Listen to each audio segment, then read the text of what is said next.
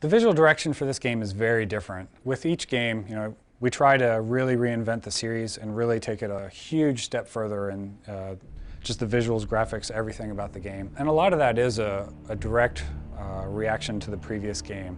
So Oblivion was more kind of standard European fantasy, and with Skyrim we wanted to do something, that kind of same feel wouldn't fit for this game. We want to do something that you were living in Skyrim. It is different. It is the home of the Nords, so everything is based off that.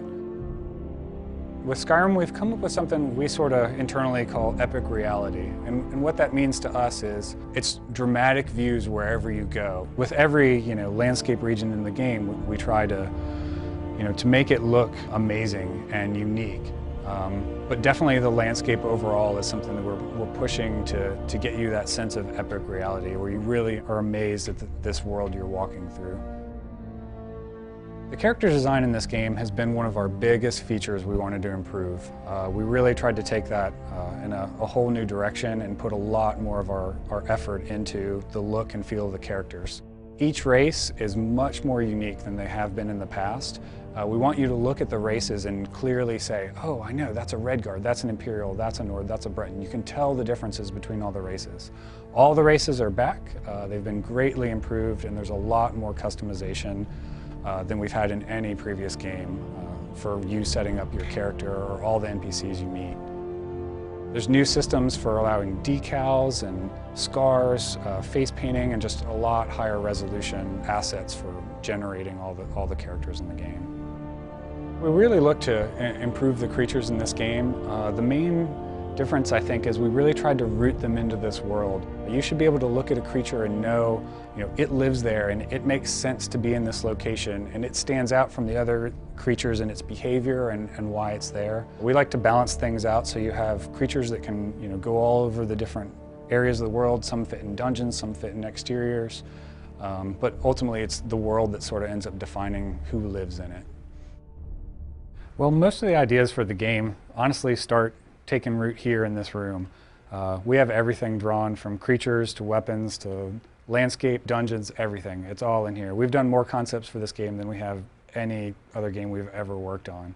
We have lots of fun meetings in here where we're trying to figure out how everything looks and is going to work in the game, and it's we all sort of work together on it.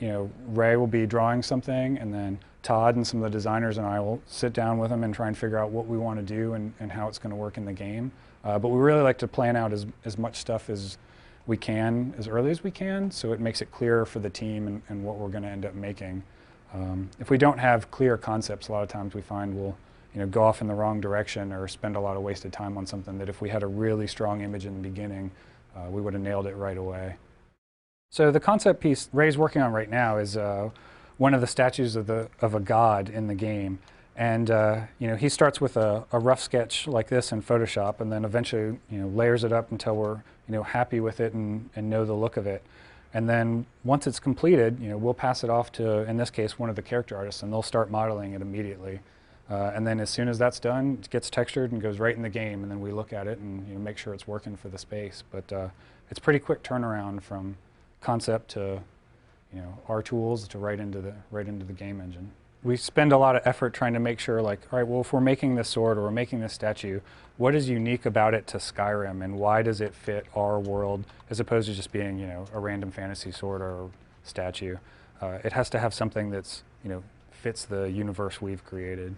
I hope when people end up playing the game, when they finally get to see it and play it, that they'll just be, drawn right in and really excited about it. I hope that, they see all the hard work we put into it and really feel like it is a big advancement in the next step in the Elder Scrolls, and just get really excited about it and have fun with it.